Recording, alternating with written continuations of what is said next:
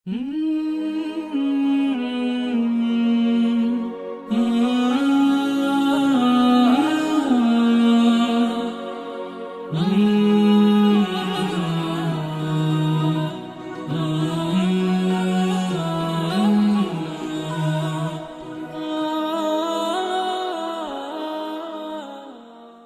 nderuar miq, vëllezër e motra, selam aleikum. Mirë se takohemi sërish në rrëfime profetike. Në këtë cikël kushtuar rrëfimeve, tregimeve që pejgamberi alayhis salam ju ka shpjeguar dhe ju ka treguar shokëve të tij, tregime për të cilat përfitojmë urtësi dhe dobi edhe ne sot. Dhe rrëfimi i radhës do të jetë me një djalosh të guximshëm, guximi i të cilit na mësoi të gjithëve se si duhet të jemi të qëndrueshëm përballë provave dhe cilat duhet të jenë ambicjet. Një djalosh i ri i cili mësoi botës tauhidin, i mësoi botës se çfarë do të thotë të jesh besimtar i sinqert dhe i mbështetur tek Zoti.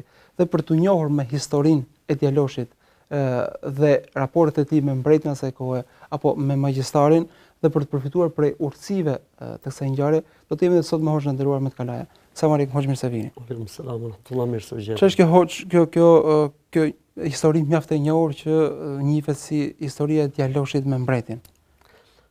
Faktikisht për këtë histori Zoti i Madh ka zbritur një kapitull në Kur'an, suratul Buruj, ku e ka përmendur një pjesë të kësaj historie ose, si më thënë, pjesën më kulminante të kësaj historie.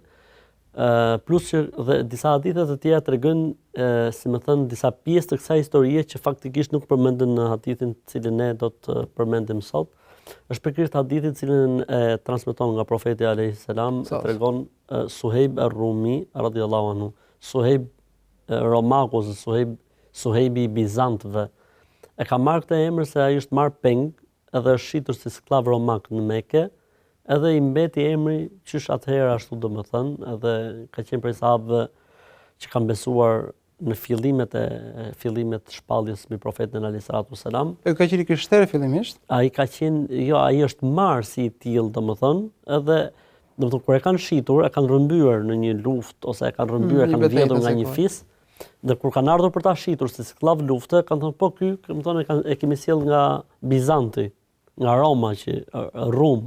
Po, nga Roma. Edhe i ka mbetur Suhejb Rumi, Suhejbi i Romakëve ose Suhejbi i Bizantëve. Ndërkohë edhe pse si po themi si rob dhe si sklav, pas ka qenë shumë inteligjent që menjëherë pas ka pranuar mesazhin e profetit alayhis salam. Po, ai ka pranuar mesazhin e profetit alayhis salam dhe më vonë arriti që ta lirojë veten e tij, sepse kanë pas atë një lloj tradite arab që sklavi mund të lironte veten e tij kundrejt një shume të caktuar, ai arriti ta bëjë një gjë të tillë, bëri tregti dhe bëri biznes dhe ishte në Mekë nga njerëzit më të pasur, pavarësisht se origjina e tij vinte. Pa erdhi si sklav dhe u kthye në elitën e qytetit. Po ashtu tregohet se kur Suhejbi deshi të emigronte nga Mekka, i dalin paria kur i shitën në rrugë. Dhe i thon, po ti, thot dua të emigroj. Të shkoj tek profeti alayhis salam. Tek profeti alayhis salam në Medinë. I than, po këto që ke marrë me vete, ky kishte marrë gjithë pasurinë e tij, kishte marrë me vete. Tha, po me që do iki, duhet ta marr pasurinë me vete. I than, jo, ti na ke ardhur në Mekë si leckaman. Pa pas gjë. Pas gjë. Nuk të lejojmë që të dalësh vetëm se si leckaman. Kështu që nëse do të dalësh të emigrosh tek profeti që ti thua që është profet, sepse ata gjëra nuk e pranojnë. Duhet i lësh të gjitha dhe ti, ose përndryshe nuk të lëm. Atëherë këto merrni të gjitha. Dhe ka udhëtuar, domethënë i vetëm nga Mekka në Medinën mes shkretirës. Kur ka ardhur në Medinë dhe ka parë profeti alayhis salam, pa i treguar ky asgjë se çfarë ka ndodhur, profeti e priti dhe i tha, Rabihal al-bay' ya Aba Suhejb. I tha, me të vërtet tregtia jote ka qenë e suksesshme. Se ishte një lloj tregtie, një lloj marrëveshje, la diçka, një çmim për të fituar diçka më të madhe. Kështu që Suhejb ar-Rumi tregon se profeti alayhis salam ka thënë, ndër popujt e mëhershëm ka qenë një djalosh i cili ishte shumë i zhvilluar, shumë i zgjuar, dhe jetonte një mbret në atë kohë, pra zullumqar dhe tiran. Dhe kishte arritur tirania e tij deri në atë gradë që domethënë predikonte se ishte Zot, vetë Perëndia. Normalisht që ai kishte disa metodika për të bindur popullin e tij Dhe një nga metodiket ishte përdorimi i magjisë. Ai kishte një magjistar i cili vazhdimisht bënte lojra, mashtronte dhe domethënë sigur hipnotizonte masën. Hipnotizonte masën për treguar se ky me të vërtetë ka fuqi të mbinatshme. Dhe gjithmonë magjistari kur i bënte lojrat e tij ose kur lozte me masat, thoshte me emrin e Zotit, mbretit ton filani. Dhe bëhej magjia ose zhvilloi magjia kështu me radhë. Derisa një ditë magjistari i thot mbretit, unë jam shumë i lodhur, mosha ime është domethënë shumë e vonuar domethënë, dhe unë kam nevojë për një ndihmës. Si më thënë, bëj një si tip konkursi dhe një djalosh i ri, ky djalosh i ngjarjes ton, heroi i ngjarjes, e fiton konkursin, ishte shumë inteligjent, shumë i zgjuar, dhe dakordojnë që ai të vinte çdo ditë tek magjistari derisa të merrte zanatin me kushtet e parapërcaktuara që domethënë do të shërbej kjo pushtetit të mbretit. Dhe djaloshi e pranoi kushtin duke qenë se ishte njëri i varfër, si më thënë, ishte një punë joshse, sepse do të ishte gjithmonë në pallatin mbretëror, posti më i lartë. Ka u djathi mbretin se mund të themi. Djaloshi e pranoi dhe filloi kursin, le të themi, ose mësimet. Ndërkohë që ky kur shkonte, domethënë për në pallatin mbretëror, rrugës vën re ose domethënë sheh diçka që i bëri shumë përshtypje, si shpellë diku. Tha, po shkoj të shoh çfarë ka aty. Kuriozitet, asgjë tjetër. Aty pa një plak, i cili ishte një murg, i cili domethënë ishte fshehur në mal për shkak se nuk pranonte sigurisht distancuar nga e reja që kishte sjell mbreti, zullumin, padrejsinë, tiraninë, i vetëm nuk kundërshtonte dot dhe ishte veçuar me Zotin e tij për ta adhuruar Zotin në një shpellë në mal. Dhe djaloshi normalisht e sheh, e pyet, ai u tremb si fillim, pastaj kur e pa që ishte shumë i çiltër dhe i pastër, filloi të fliste për Zotin. Dhe djaloshi gjithmonë fjalën Zot e përkthente për mbretin. Në fund fare pyeti, kur ti flet për Zotin kaq mirë, a ke për qëllim mbretin? Dhe ai tha, jo, tha, Zoti është ai që ka krijuar botën, universin dhe gjithçka. Mbreti është i krijuar prej Zotit. Dhe vazhdoi të fliste. Dhe djaloshi, sa herë që shkonte për në pallatin mbretëror, qëndronte një herë tek murgu. Pa merrte disa këshilla të mësime tek murgu dhe pastaj këshilloi me magjistarin. Mi po, edhe kur kthehej qëndronte. Dhe kur shkonte në pallat e pyeste për vonesën, ju thoshte atyre që vonohem sepse ndihmoj familjen. Kur i vonojnë familje, si qëndronte prapë tek murgu, thoshte u vonova në pallatin mbretëror. Dhe kështu një lloj hile që për të shpëtuar. Po. Derisa, domethënë, një ditë duke shkuar në pallatin mbretëror, një kafshë e madhe gjigante kishte bllokuar rrugën. Dhe ky ishte, si më thon, kishte kuptuar të vërtetën, vazhdonte tek magjistari dhe, si më thon, kishte një farë përshtjellimi tek ai për të kuptuar se ku është e vërteta faktikisht. Mori një gur dhe tha, tani unë me veten e tij, unë do të kuptoj se kush është me të drejtën, murgu apo magjistari. Dhe tha, o Zot, nëse murgu është me të drejtën dhe me të vërtetën, le të funksionojë ky gur për të pastruar rruga. I gjujti kafshës dhe e hodhi. Aty ai mori një sinjal, si më thënë, që qëndro këtu dhe vazhdonte vazhdimisht. Kur e pa murgu se djali po përparonte shumë dhe po este shumë mirë dhe filloi të kuptojë gjërat shumë mirë, i tha, o bir, me të shoh, kjo rritja jote në besim do të çojnë sprov.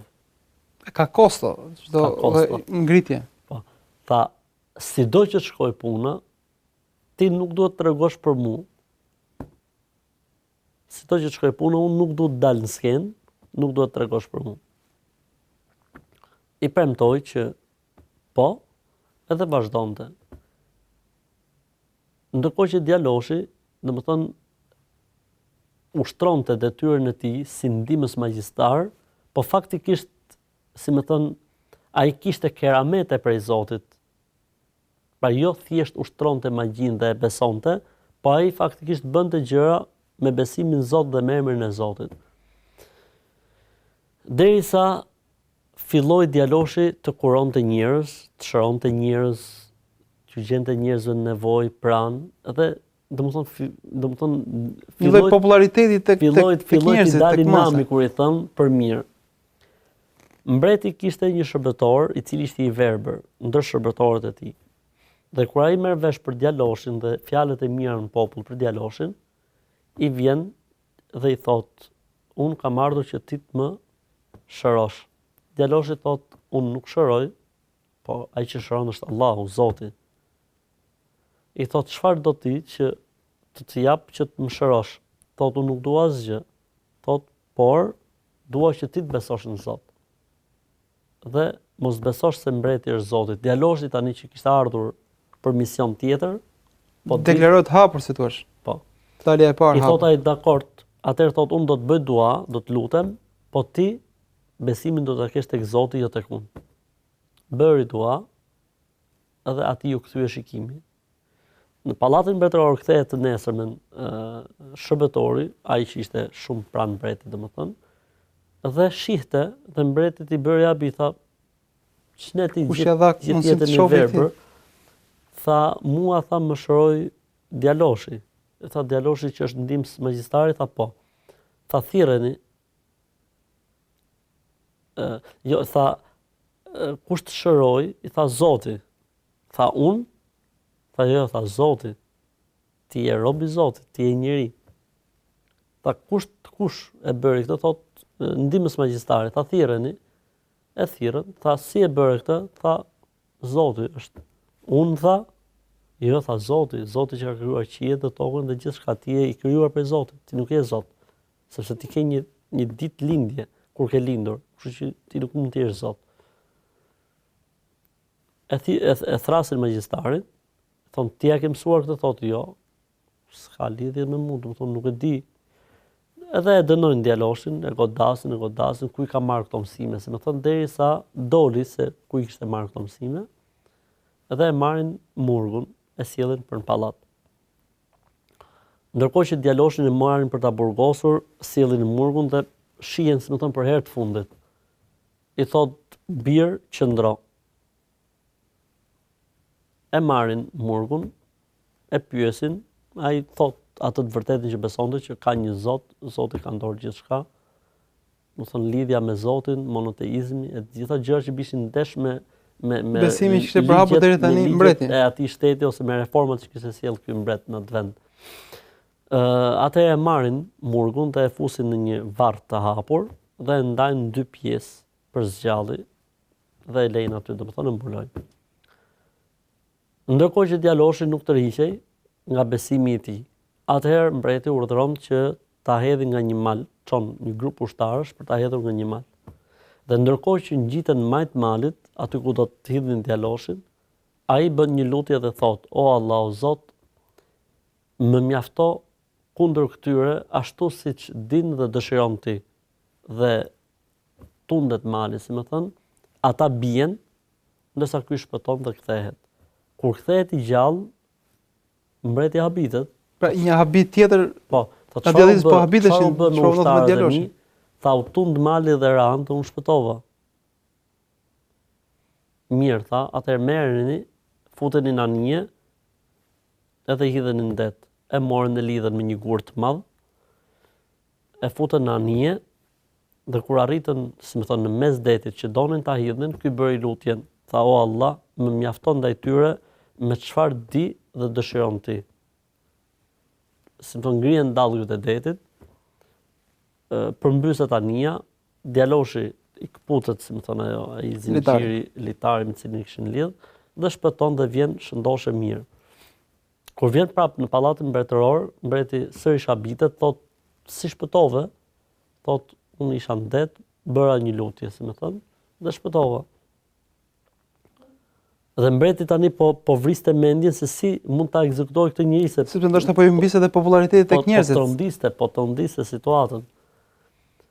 Tha: "Nuk mundesh," e tha. "Jo, po unë do të bëj çmos," tha, "nuk mundesh." Tha: "Vetëm një mënyrë ka, nëse do më të vërtet të më ekzekutosh." Tha: "Cila është ajo mënyrë?" Tha: "Nëse i përmbash asaj që do të them unë, po do të kesh mundësi." Tha: "Do të bëj të gjitha vetëm ty të heq qafet." Atëherë tha: "Mblidhi njerëzit, do të marrësh një nga shtizat e mia dhe do të më gjuash duke thënë me emrin e Zotit me emrin e Allahut, Zotit të këtij djaloshi. Po tha mbreti, vetëm të qafe. U mblodh populli, këta ishin një podium lart, djaloshi në një krah, mbreti në një krah, e merr një nga ato shtizat e djaloshit e vendos në hark, dhe mbreti tha me zot ulët, Bismillah, me emrin e Allahut, Zotin e këtij djaloshi. Dhe gjuajti, po nuk qëlloj. Tha, e shetha më gënjeve. Tha, jo, tha, nuk gënjeva, po ti tha nuk e ngrite zërin. Tha, du ta ngresh zërin me zot lart, ta dëgjojnë njerëzit edhe të dëgjohet. Atëherë mbreti tha, Bismillah, me emrin e Allahut, Zotin e djaloshit. Edhe e goditi. Edhe i ra, domethënë shtiza në fyt, edhe djaloshi siç ishte, domethënë e vuri dorën, shtizë dhe ra në tokë. Në atë moment populli çohet, thonë, si më thonë, la ilaha illallah, pra s'ka zot tjetër përveç Allahut, ka vetëm një zot, mbreti nuk është zot, dhe i thot këshilltari i tij më i ngushtë, i thot ndodhi ajo që ti kishe frikë. Sepse tregohet që jati i këtij mbreti kishte qenë një besimtar shumë i mirë, predikues i fesë vërtet, dhe ky erdhi të bëjë reforma ekstreme. Dhe një reformë, dhe pjesë e reformave ekstreme që ky deshi të bëjë ishte se ky deshi të largojë njerëzit nga feja dhe besimi, nga edukimi fetar dhe t'i orientojë njerëzit tek vetë adhurimi i tij, domethënë. Dhe njerëzit u kthyen, se më thonë, nuk mbajti më, domethënë, pilafi ujë, siç e themi ne, dhe u çuan dhe filluan thonë besojmë në Allah, besojmë në Zot, nuk besojmë se e pan se mbreti është Zot e tyre, e pan me sytë e mrekullin. Jo, vetë ai tha me emrin e Allahut Zotit të djalit. Do thotë ai si Zot që e mante vetë, nuk e vrau dot kur s'kishte më kuptim që të besonin më se ky ishte Zoti tashmë. Atëherë ky tentoi të qetësonte njerëzit, të sqaronte njerëzve, turma nuk mbahej më. Atëherë ai urdhëron që të ndizet një hendek dhe mbushet ai hendeku me mazut. Lëndjekse. Po, lëndjekse dhe i vihet flak, edhe kush nuk besonte në mbretin si Zot do të hidhej në lëndën ndjekse. Ata që, se më thonë, nuk besonin, hidheshin. Ata që e thonin që jo mbreti është Zoti ose e pranonin prej frikës, ata i linte të lirë dhe të qetë. Dhe në një ditë tjetër tregohet se ka qenë një grua me fëmin për gjiri, kur i thot, kush është Zoti yt? Thot, Zoti im është Allahu. Thot, hidheni. Kur po e hidhin, gruaja u step pak për shkak të fëmijës që kishte në gji. Fëmia e la gjirin dhe tha, oj nën, mos u tërhiq, vazhdo se Zoti ynë është Allahu. Dhe ky është një nga fëmijët që kanë folur, domethënë në djep, para me kuptimin që ka folur. Akoma pa arritur moshën normale që mund të flasë një fëmijë. I tha, nën mos u tërhiq se je në të vërtetën. Dhe hidhet bashkë me fëmijën e saj. Pra duket thotë sikur kjo është një histori faktikisht e gjatë deri diku, domethënë, po faktikisht kanë domethënë gjëra shumë interesante. Ajo që thatë ju sakrificën, ajo që thatë ju guximin, ajo që thatë ju, domethënë njeriu duhet qëndrueshmërinë. Duhet edhe të sakrifikojë ndonjëherë, domethënë për hir të vërtetës dhe në emër të vërtetës, siç ishte rasti i këtij djaloshi që sakrifikoi me jetën e tij, mirë po ngjalli një popull të tërë dhe ngjalli besimin të një populli të tërë, domethënë. Në fakt të gjithë sakrifikuan, duke fituar nga murgu, nga djaloshi, nga besimtarët më vonë që e pronën besimin, mirë po rezultati ishte që e vërteta triumfoi. Dhe pasi dëgjuam këtë histori, hoç ne le të kushtojmë pjesën e dytë, po themi kohën e dur për të kuptuar prej urtësive se çfarë përfitojmë edhe ne sot për kësaj historie të largët, por se shumë kuptim plot. Normalisht kthehemi pas pak pjesën e dytë për të analizuar modestisht këtë histori.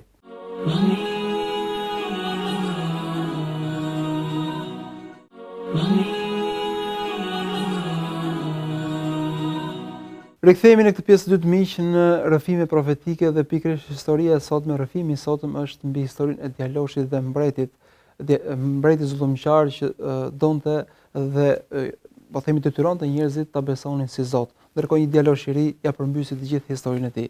Hoç duket sikur një djalosh i ri akoma si thosh pa shumë përvojë, por se me guzim dhe qëndrueshmëri përballet me një mbret zullumqar, i cili kishte një shtet dhe një ushtri. Duket sikur e vërteta dhe e kota janë shpesh në përballje të ashpra. Mbas kësaj historie, triumfoi e vërteta dhe si thua mbizotëroi apo gjithmonë ka një përplasje të vazhdueshme dhe ky është ligji i Zotit. Gjithmonë do të ketë një përplasje. Pra nuk mund të dallohet errësira apo nuk pati dritë. Dhe nuk vihet e re drita nëse nuk ka errësirë. Kështu që e vërteta është si puna e dritës. Kështu që ajo do të vihet gjithmonë në re, sado që të jetë errësira e madhe. Kështu që gjithmonë do të ketë përballje mes errësirës dhe dritës, sepse kështu funksionojnë të dyja. Për këtë arsye kanë thënë e vërteta që të funksionojë ka shumë ushtar, dhe një nga ushtarët e të vërtetës është ekzistenca e të kotës. Për dallimin, për ndryshimin. Po, normalisht. Pra edhe e kota është ushtar shërbyes që të ngrihet e vërteta dhe të kuptohet se ku është e vërteta. Kështu që gjithmonë kjo nuk është një gjë që ka ndodhur dhe u mbyll dhe çudi. Kjo, domethënë, ky është një mesazh që po na thuhet, kush mbar të vërtetën, gjithmonë do të jetë në përballje me të kotën, gjithmonë. Në këtë rast thosh të vërtetën e mbart edhe murgu, por se si thua ai që e bëri të triumfoj ishte ky djaloshi. A është ky mesazh që si thua të rinjt, pra ata djelmosha të rinj, ata që cilët janë jetojnë rinjën e tyre me parime në hijen e moralit të fesë, janë shpresa e një shoqërie? Absolutisht që po. Domethënë, ky është një argument i qartë se guximi në momentin e duhur bën ndryshim. Dhe ndonjëherë stepja, domethënë, nuk është zgjedhje, po edhe mund të jetë zgjedhje, sepse murgu u tërhoq dhe murgu po mos ishte të kishte bërë guxim dhe murgu në kohën e vet. Nuk do vazhdonte pas mesazhit. Pa priti një djalosh të ri, një çdo gjë ka vendin e vet, domethënë, por nuk ka dyshim që atë që e bën rinia dhe ndryshimin për mirë apo për keq në një shoqëri e bën rinia. Për këtë arsye gjithmonë është synuar rinia, gjithmonë në të gjitha konceptet, në të gjitha aspektet, edhe feja dhe besimi, po edhe njerëzit e të kotës dhe ata që duan të përhapet e keqja, le të themi shturja, gjithmonë e bën përmes rinisë. Rinin, sepse rinia është, si më thon, një energji, si më thon, aktive, e fuqishme, që ndikon në ndryshimin. Se pikërisht tek mësimi i magjisë, magjistari zgjodhi një djalosh, pa pikërisht djaloshin e ri. Absolutisht, sepse ti nuk mund të edukosh njëri i cili është edukuar më. Pa ti nuk mund të rigdhendësh një gur të gdhendur. Dikë i cili ka krijuar disa koncepte mbi jetën. Ti e merr një gur që është i pastër dhe fillon bën gdhendjen, ose drurin që është i pastër dhe e bën gdhendjen. Kështu që, si më thon, gdhendja, mësimi në rini është si gdhendja në gur. Ndërsa mësimin në moshë të kaluar si gdhendja në rër. Pra nuk është e qëndrueshme. Ndërkohë këtu kemi rastin që djaloshi mësoi dhe magjinë. Shpesh njerëzit duke pas besim të dobët, duke mos e njohur kufit e fesë, po themi ndonjëherë bëhen dhe kurioz dhe për magjinë ose magjistarët që mund të qarkullojnë lart e poshtë, duke menduar se të shkojë mirë. Dhe historia e këtij djalit i cili shkoi të mësoi magjinë. Çfarë kuptimi ka në fe? A mund të shkojë dikush të dëgjoj për magjinë apo të mësoj magjinë, pa është diçka e lehtë kjo? Në Islam nuk lejohet që njeriu ta mësoj magjinë as për kuriozitet. Nuk lejohet që njeriu ta mësoj magjinë as në thonjza për të bërë mirë, sepse magjia në Islam është mosbesim, që do të thotë njeriu që bëhet magjistar nuk mund të jetë njëkohësisht dhe besimtar, nuk mund të jetë, pra janë dy gjëra që bien ndesh me njëra tjetrën, sepse magjia brenda ka marrëveshje nëpërmjet personit që quhet magjistar dhe xhinëve, duke i ofruar të dyja palët shërbime dhe sakrifica njëra tjetrës, gjë që e bëjnë besimin të dalë nga njeriu ose të mos ekzistojë tek njeriu. Për këtë arsye nuk lejohet as për kuriozitet, nuk lejohet as për, në thonjza siç e tham, pra për mirë, ndërsa magjia si magji në konceptin islamit është prej mëkateve të mëdha dhe për gjërave që e nxjerrin njeriu prej feje, o ma yu'allimani min hadin hatta yaqula inna ma nahnu fitnatun fala takfur. Dhe kur mësonin magjinë ju thoshin mos e mëso, sepse mësimi i magjisë është mosbesim, është fe mohim. Pra është mohim i Zotit. Pra nuk mund të jetë domethënë njeriu besimtar duke qenë magjistar, kështu që nuk bën as për kuriozitet. Madje as emisionet ku magjistarët shfaqen dhe le të themi predikojnë magjitë e tyre apo reklamojnë magjitë e tyre, besimtari nuk duhet t'i prezantojë dhe nuk duhet t'i shoh as me kuptimin e kurreshtjes, jo po si e bën, se si e zhvillon, absolutisht kjo gjë nuk lejohet. Jo se e bën njeriu pa fe, nëse i ndjek, jo se domethënë del prej feje po ti ndjekësh, po është gjuna. Po nuk i shkon besimtarit i cili është mbështet tek Zoti që të shoh këtë kuriozitet pas se çfarë mund të bëjë me magjistar. Ndërkohë që djaloshi e mësoi magjinë dhe si ka mundësi që ky të ishte predikuesi të vërtetës, mbarësi të vërtetës, ndërkohë që ju thoni që magjia është mosbesim apo fe mohim. Djaloshi nuk është se u rrit në një ambient fetar dhe e dinte se ç'është magjia dhe gjykimi për magjinë etj etj. Ngjarjet këtu kanë ndodhur, si më thon, natyrshëm. Një shoqëri ku mbreti thoshte unë jam Zot, kishte një magjistar, magjistari donte një ndihmës, bëhet një konkurs, djaloshi fiton, edhe fillon. Domethënë nuk është puna e saj. Po nuk e dinte dëmin dhe pasojat e magjisë. Ai nuk kishte lidhje fare me gjykimin e fesë mbi magjinë. Ai shkoi për punë. Dhe pasi mësoi gjykimin e fesë, ai nuk aplikoi kur magjinë. Sepse kurioziteti është që ju përmend rastin kur ai u bë sebeb që dikush i një verbër të shifte. Pra kishte disa keramete që i përmendet. Çfarë gjykimi kanë kerametet, se duket sikur ndoshta një lloj magjie dikush i kupton sikur kanë një funksion. Kemi tre si më thon gjëra që ndodhi që janë ngjarje të jashtëzakonshme, ngjarje jashtë ligjeve të natyrës ose jashtë ligjeve të normalitetit. Kemi atë që quhet mrekulli, kemi atë që quhet keramet dhe kemi atë që quhet istidrazh. Mrekulli është ngjarje e jashtëzakonshme që i ndodh një profeti për të vërtetuar profecinë e tij. Keramet është ngjarje e jashtëzakonshme jashtë ligjeve të normalitetit që i ndodh njeriu që është i dashur i Zotit, i afërt i Zotit, mik i Zotit, edhe Zoti ja jep atë atij si ndihmë. Në të dyja rastet, si mrekullia dhe kerameti nuk janë me aftësinë e personit apo që njeriu i përdor si të dojë. Nuk thot njerëzve që shif çfarë siç kam unë, shif çfarë po më ndodh. Në rasti i mrekullisë, profeti nuk mund të bëjë mrekulli, po është fuqia e Zotit ajo që ja jep mrekullinë të funksionojë në një situatë caktuar, një rrethant caktuar apo për një gjë të caktuar, dhe është e mbyllur aty.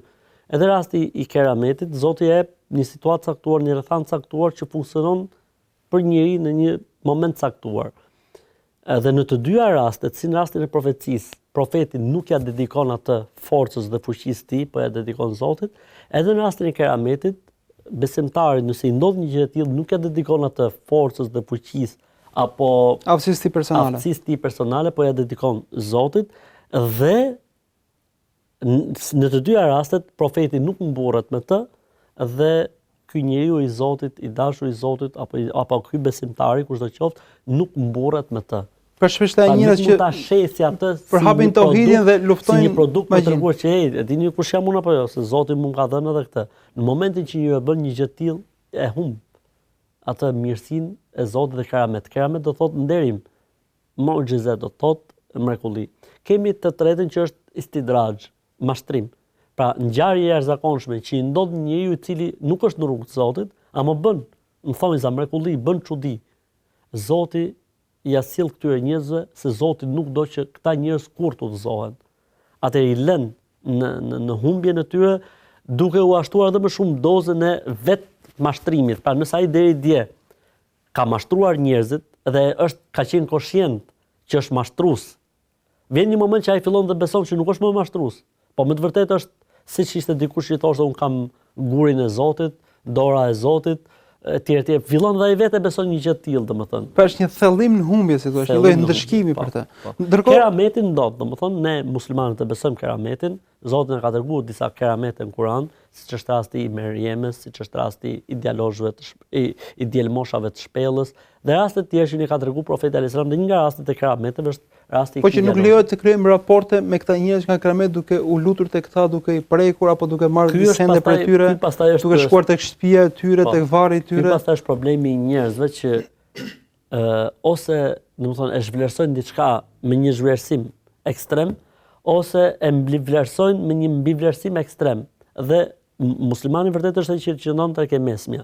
Kështu që këta njerëz nuk duhen zhvlerësuar, pra me kuptimin se Zoti ja ka dhënë një bekim të tillë, po edhe nuk duhen shejtëruar, Pra janë njerëz të gjithë tjerë. Pra ndoshta po do dinë varrin e këtij dialoshi, shumë njerëz do binin gabimin duke shkuar tek varri i tij duke u lutur sepse ai ka pas keramete, ka pas si më thon shirku dhe idhujtaria ka lindur pikërisht prej në emër të së mirës, në emër të respektimit. Për shembull, kemi rastin e Mekës, Lati, Uzaja, Menati, Naila, e tjerë ishin idhujt e parë, po faktikisht historia aty është njerëz të mirë që bonin mirë kur ishin gjallë. Njerëz prej ignorancës pastaj menduan se duke u lutur për ta. Rasti i popullit të lutit Nuhut alayhis salam, Wada, Yaguth, Yauq, Nesër, gjithë to ishin njerëz të mirë, adhurues Zotit, dietar. Po shejtani i mallkuar brez mbas brezi u kujtonte veprat e mira të tyre, po kush jemi ne, po pse ne, vetëm nëpërmjet këtyre ne mund të lidhemi me Zotin derisa arriti puna në idhujtari. Ndërkohë, dhe fatkeqësisht mes muslimanëve ka njerëz që luten nëpërmjet të vdekurve tek Zoti, sepse besojnë se kush jemi ne që t'i lutemi direkt Zotit, dhe shkojnë tek varret dhe i luten Zotit nëpërmjet të vdekurve. Ky është ekstrem gabim, po kemi një ekstrem më të madh se sa ky që i luten vetë vdekurit që duke menduar se ai ka aftësi të sjellë mbar etj. Pra, për ta bërë diferencimin, profetët dhe njerëzit e mirë kanë ndihmës engjëjt e Zotit, pra me lajket, ndërsa magjistarët dhe mashtruesit e hipnotizuesit shpesh kanë, po themi, djallin, xhinët shejtanit. Por ndryshe nga shumë histori, kjo është një histori që e transmeton profeti selam, ja shpjegon detajet shokëve të tij, por se që e përmend dhe Zoti në Kur'an, pra duket sikur pas ka një vlerë shumë të madhe, sepse përmendet edhe në Kur'an. Cili është diferenca midis asaj që përmendet në Kur'an dhe asaj që thot profeti selam? Faktikisht nuk është se ka ndonjë diferencë të madhe të dallueshme, por është shumë interesant fakti se Kur'ani e përmend këtë ngjarje në surën El-Buruj dhe në surën El-Buruj Zoti tregon kulminanten besimtarët që u dënuan për shkak besimit të tyre. Sikur po i thot Zoti besimtarëve të Mekës, mos u ankoni, sepse njerëz përpara jush kanë vuajtur edhe më shumë sa ju. E para, dhe e dyta, Zoti i Madh ka përmend më një herë pasi përmendi kiametin. E përmendi ngjarjen për treguar se nëse juve ndodhni sprovë në këtë botë, do ta merrni shpërblimin në botën tjetër. Kjo botë është e përkohshme dhe ka më keq se sa ju që janë sprovuar në jetën e kësaj bote. Përballja midis të keqes dhe të ka qenë akoma më ashpër në rastin e djaloshit. Kjo vlen edhe për ne, se ne nganjëherë ankohemi për disa gjëra, është bërë keq, ndërkohë që s'është asgjë po ta krahasojmë me rastin e profetit alayhis salam dhe çfarë ka vuajtur edhe shokët e tij, apo po ta krahasojmë me këtë rastin e djaloshit dhe mbretit. Gjëja tjetër interesante që ka Kur'ani dhe nuk është përmendur në hadith është se Zoti masi e përmend ngjarjen çfarë tha? Innal ladhina fatanu al-mu'minina wal-mu'minati thumma lam yatubu falahum adhabu jahannam wa lahum adhabul hariq. Ata që i sprovuan besimtarët dhe besimtarët duke i djegur në zjarr dhe më pas nuk u penduan, për ta është përgatitur një ndëshkim shumë i rëndë në zjarrin e xhenemit, i cili djeg fort. Shumë interesant, tha, ata që i sprovuan besimtarët duke i djegur në zjarr. Ushtria e mbretit po themi këtë rast. Mbreti dhe paria dhe ushtria. E më pas nuk u penduan. Çfarë thon dietarët e Islamit? Nëse Zoti i Madh i ka lënë hapësirë për pendim kësaj kategorie që dogjen besimtarët në zjarr. Pra nëse këta do pendoheshin, Zoti do ta kishte pranuar pendimin. Kështu që nuk ka shans që njeriu mos ketë shpresë ke Zoti. Nuk ka shans që njeriu mos ketë, domethënë, të ketë pesimizëm apo të ketë ankth apo stres se Zoti s'ka për ta fal. Or çfarë do gjos gjunafi jot? Mjafton të pendohesh sinqerisht. Gjunafi jot nuk e djeg njerëz. Zoti thotë edhe ata që dojnë njerëzit, po të ishin penduar, Zoti do t'i kishte fal. E nëse nuk pendohen edhe ata, pa bëhet fjalë në atë kohë sikur të ishin penduar, përderisa nuk u penduan, Zoti do t'i dënojë në xhenem. Pra, nëse këta njerëz ka pas hapësirë për ta që nëse pendoheshin, Zoti ka pas për t'i fal. Po ne të tjerët, unë mendoj se mëkatet tona dhe gjunat tona janë shumë më pak dhe nuk ka as pak hapësirë që njeriu të ketë frikë se Zoti s'e fal, që njeriu të ketë frikë se Zoti nuk ka për ta mëshiruar. Hosh Zoti shpëleft. Amin dhe ju, Zoti shpëleft. Rëmiq, të shumë dhe ishin mesazhet dhe dobit dhe mësimet që nxorëm nga kjo histori. Unë nuk po dua që po themi ti përmend edhe një herë sepse hoxha i përmendi dhe i renditi shumë bukur. Le të shpresojmë që këtë histori sa herë ta lexojmë në Kur'an apo sa herë ta dëgjojmë në namazin ton, të kuptojmë sakrificat e mëdha që kanë hequr besimtarët e këtij populli, duke filluar nga murgu, nga djaloshi dhe të gjitha të cilët pranuan besimin, sakrifikuan për të vazhduar dhe për triumfuar më pas besimi në faqen e dheut. Zoti ju shpërblendim, ne takofshim. Selam aleikum.